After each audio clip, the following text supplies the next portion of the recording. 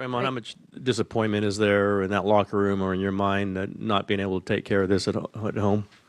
It's a little frustrating. You get the opportunity to close out at home, want to do it. Nonetheless, it's a 7-game series. We know we can win there. Got to go get the win. Well, you just kind of mentioned what I wanted to ask. You know you can win there. So obviously you guys feel that you can win. What do you need to do on the road to make sure you guys come out of this one with a win? Get loose balls. I think they probably had 20 points off broken plays and getting loose balls and kicking off for threes. So get loose balls and we'll defend them way better. Kind of getting the first effort. But in order to beat this team, you got to make second and third efforts. And the last 2 games, we have not done that. Do you think that's due to fatigue or just a lack of effort? I think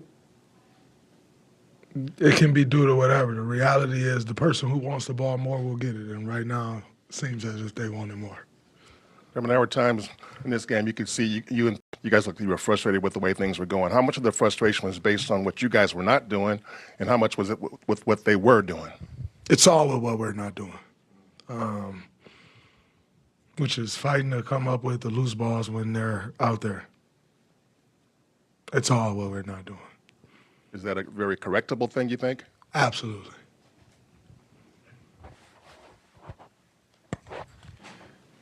Draymond, what you guys have played, I think you played in 5 Game 7s. How is the vibe different? And what's the challenge like after 2 disappointing losses to your season's obviously on the line in 48 hours? Yeah. You move past the 2 losses, they don't matter. A Game 7 is Game 7. I think anytime you had the opportunity to play in Game 7, it's fun. It's exciting. It's for all the marbles. So move on. I mean, we've moved on. Learn from what we did wrong. It's kind of obvious what we did wrong. Get ready for the game. But I think Game 7s are fun. I know you're kind of blaming the loss on some of the effort stuff that didn't go right, but you guys also missed, I think, 14 of your first 15 to start the 4th when you kind of lost control of the game. Like, what is so difficult right now offensively, particularly when, they're going very big and they go to a zone? I think it was less about the zone and more about we started off the 4th quarter a 2-point game and we gave up a 4-point play. And it's just like you lose the life, So you got to give them some credit. They're doing a great job defensively. That's who they've been. That's why they're the 2 seed. It's because they have a great defense. But in saying that, we can't give up a 4-point play in a 2-point game off 1 pass ahead. That's crazy. So,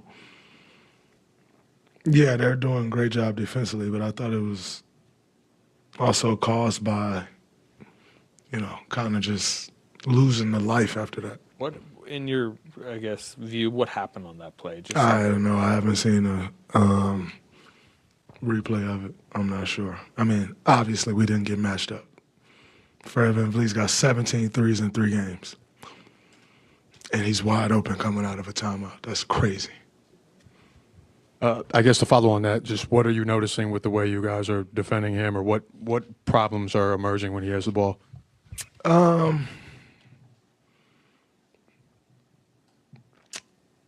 I think it's just comfortable. He's comfortable. He's getting to what he wants to get to. Somehow you got to break that up. But he's too comfortable. Draymond, you've been in a lot of big games back here, a lot of big games on Game 7s on the road. What is the difference and what's a key to getting off to a good start? Just got to meet force with force, execute the game plan. Everybody will be excited. There'll be hype in there. They'll be loud. And then the game starts and it's just basketball. So you got to execute your game plan. Stay the course. They're going to make runs. Stay the course. Continue to fight. But got to execute. How do you see Steven Adams moving out there and the impact he's having on the game? Like, he had 31 minutes in this game. He's having a great impact. He's doing a great job on the offensive glass. He's doing a great job defensively. I just wish we could get a 3-second call. You know, you stand in the paint, whole possession. It's hard to box out. He's strong as hell. So, you know, being outweighed by,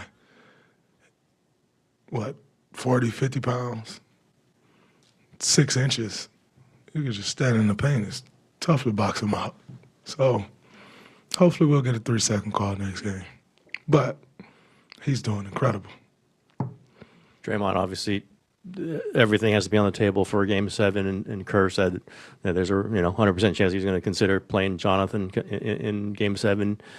A lot to ask, but do you think that he would be something interesting to see in a Game 7? Yeah, he cut out for it. He cut out for whatever you throw at him. He built the right way for that, 1,000%. If any of your younger teammates asked you for advice about how to approach a Game 7 that's going to have a lot of pressure, what would you tell them? I'll tell my younger players that because they got younger players and I don't need them getting my advice. Draymond, as you guys were getting ready for this series, Fred hadn't shot the 3-ball well mostly all season. He hasn't.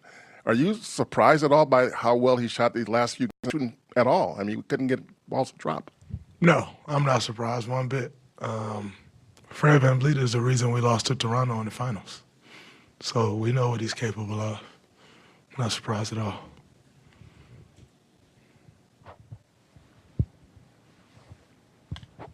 Just ask you about some of the big basketball news today with Greg Popovich transitioning. Oh, man, that is my guy. I'm sorry to cut you off, but wow. Take it. Coach Pop is incredible. And, none of us knew when that day would come that he'd hang him up.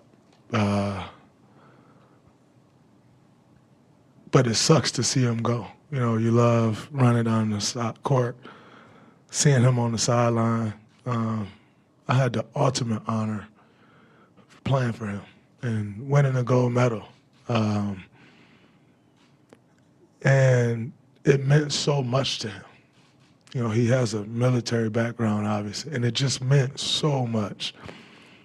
And wow, he's one of the most incredible human beings. You get this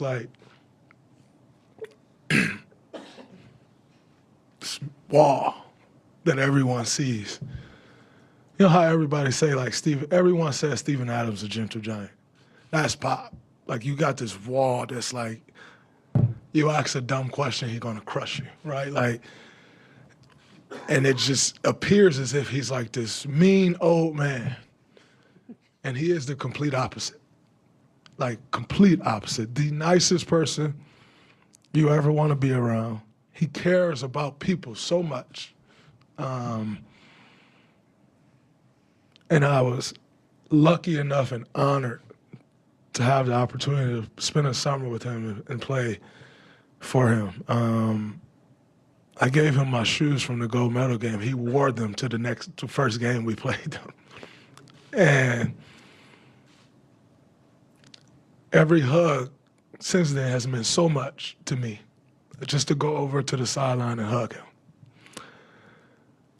And to see him leave this game from the sideline. Obviously, they say he'll be the president, but that does nothing for me.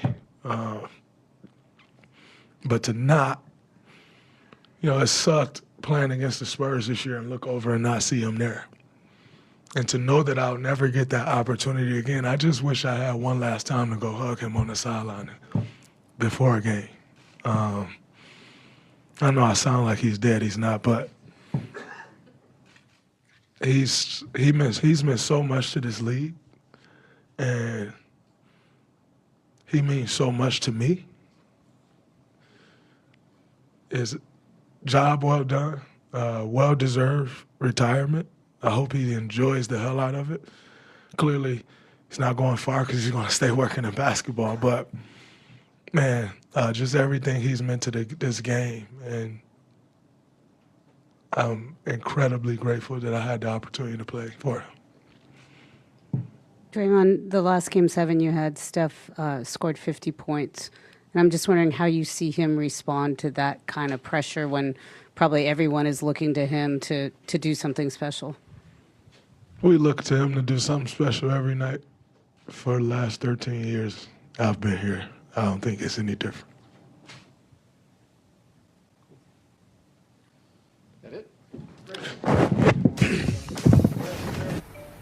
Chào bạn nhé, mình lại tiếp tục đi câu tự nghe của mình. Tên là hướng Bắc Cực.